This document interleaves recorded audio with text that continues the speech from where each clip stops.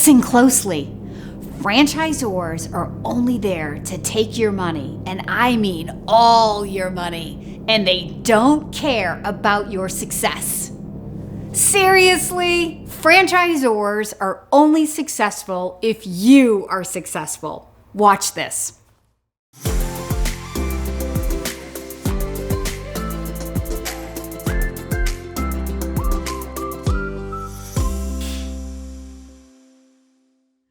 When I travel and speak on franchising, inevitably, there are people in the audience that ask questions in a tone that makes me believe that they think that franchisors are evil and they're only there to take your money and they don't care about your success. Well, the Daly Coach is here today to tell you that nothing could be further from the truth. Now, as I've said to you before in other videos, I do not speak for every franchisor that is out there. There is a reason that the Daly Coach has a business. I have a business to lead you to the nice franchisors, the franchisors who really do want to be your best friend. Okay. Best friend may be a stretch. I don't know that a franchisor is like your best friend, gonna run up and hug them and like go on vacation with them. But a good franchisor will aspire to earn your respect and your trust during the due diligence process. And then once you become a business owner, they will continue to earn your respect and trust as they continue to grow the franchise brand for you and with you. Ultimately, when you invest in a franchise, you're buying people, not widgets and brands. So it always comes back to this relationship, this friendship. But I know that when your money is invested in this business, your emotions can run high, especially if the business is more challenging than you thought it was going to be, or is just going through a tough period, as all businesses will at some point. And this is really the reason why franchisors have to be protected through the franchise disclosure document. What did you just say, Kim? The franchisor is protected through the franchisor disclosure document? That's what you heard me say. Because when you put money and people and expectations together, things can go wrong. And ultimately, a franchisor can only do so much to help you be successful. They can give you the best tools, they can provide the best training, they can be there to support you, but it's what you do with those tools and with that training and with that support that will determine the outcome of your business. And this franchise disclosure document spells out clearly what they're obligated to do in this relationship and what you're obligated to do in this relationship. Because when the franchisor is protected, then all of the franchisees who are in good standing with the franchisor and the brand are also protected. So the franchise disclosure document is actually your best friend in this process because it is there to protect you from those franchisees who don't want to play by the rules, who are doing things that could hurt the opportunity and hurt the brand. Whenever anybody challenges me on the one-sidedness of a franchise disclosure document, I say, consider that this document is not really for you. Consider that this document is for your schmucko neighbor who's a half a mile down the street, who's not following the system. And every time you go into his restaurant or into his store, you're shaking your head saying, oh my gosh, you're not doing things the right way. You're marching home and calling that franchisor and saying, hey, do something about this because this guy is hurting my opportunity. His customers are not getting the best of what we have to offer in this franchise. Without that document, what would the franchisor do? The franchisor would say, well, he paid us a fee and bought the right to build a business, so our hands are tied. There's nothing we can do here. But with a franchise disclosure document that says, if you're not playing by the rules, if you're not doing what we expect you to do, we have the right to step in. In doing that, the franchisor is then protecting the integrity of the brand for all of its franchisees. Now, while I've said the franchise disclosure document is very one-sided, weighted toward the franchisor, as I've just explained, there are two sections in an FDD that sort of give an FDD a checks and balance system. So item 3 is litigation, and item 20 is failure rate. These sections are going to raise red flags in incoming buyers' minds more than any other sections in this FDD.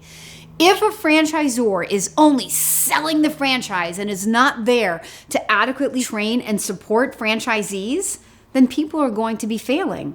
And if people are failing in mass, what are they going to do in this day and age? They're going to sue. Well, what incoming potential franchise owner wants to enter into a supposed family of franchisees where people are failing like crazy and then suing the franchisor? Like nobody. So if a franchisor wants to continue growing their brand using franchisees, using your money and your time and energy to build their brand, then they have to care about your success. They have to be there to adequately train and support franchisees. And they have to foster a culture where people feel they can grow and thrive. Because otherwise, this entire relationship will not be a fun friendship. And it could become a very litigious situation really quickly. So what about the point that franchisors are making money off of you through the royalty? Oh yes, those evil franchisors. How dare they make money from us by taking our royalty dollars? I love it when I'm in an audience and someone asks that question. It's not the question. I totally get why people on the outside question the value of an ongoing royalty. It's more the tone of the question that always gets me and sort of makes me laugh. And certainly I have plenty of other videos on this channel that address the topic of the value of franchise fees and royalties. So we're not going to get into that today, but I do want to address it with regard to, is a franchisor your friend when they're making money off of you?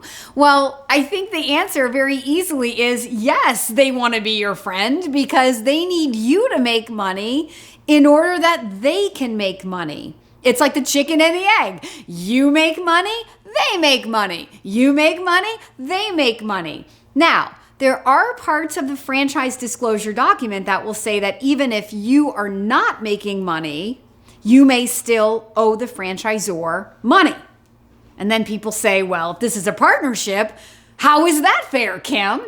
It's fair because, with all due respect, this isn't all about you. And the franchisor can have the best tools, they can have the best training, but it's what you do with the tools and the training. They can't make you show up. They can't make you dream dreams. They can only inspire you and create an opportunity. But then it's what you do with that opportunity that will determine your success. This friendship that is between a franchisee and a franchisor, I have never seen it more important than in 2020, when we were all faced with so much uncertainty. And that's when I really saw with clarity the true value that a franchise system can offer to individual franchisees. Collectively, these franchise systems were stronger. They were stronger not just because of corporate leadership, but because there was a family of franchisees, like-minded people, friends who were there to support each other through that moment. And as business owners, they were able to come together, put their heads together, and figure a way out. So many of my franchisor brands went on to not just survive 2020, but went on to thrive.